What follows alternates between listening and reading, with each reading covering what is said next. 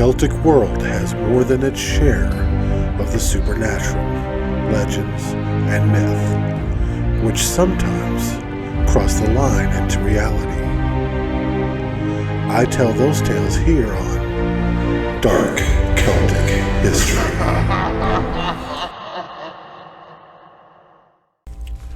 The Cù-Sìth. A green phantom dog who haunts the highland regions.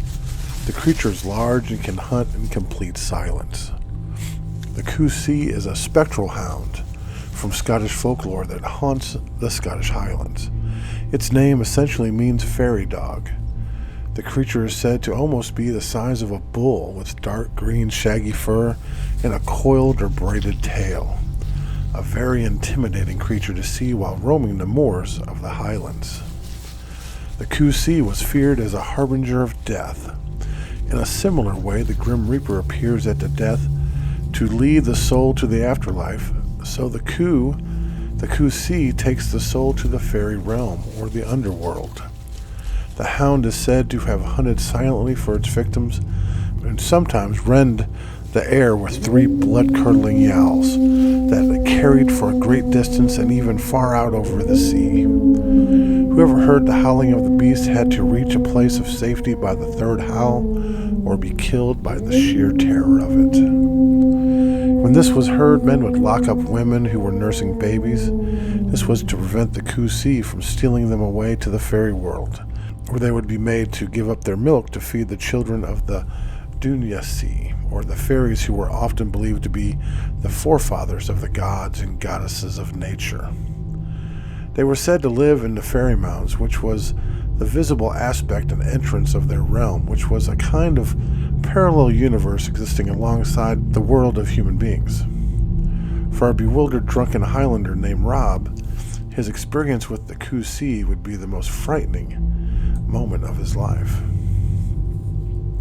Late one night, while walking home from a bawdy time at his favorite drinking establishment, he began to feel as if he was being watched.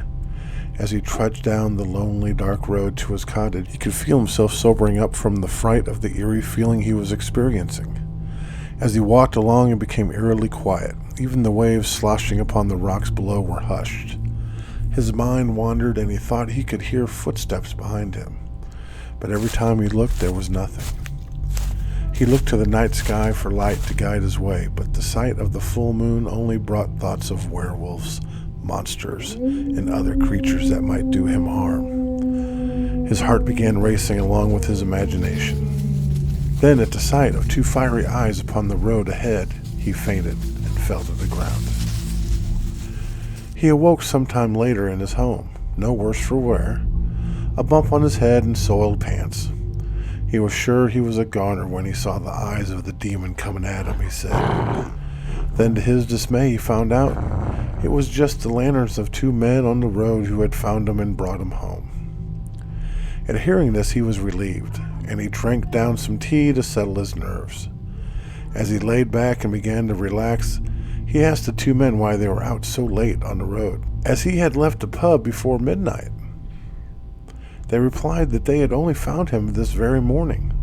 They had gone out to find a missing woman just before daybreak, and they found her mutilated body near the shore. Knowing he had probably seen the beast, he dropped his tea and fainted.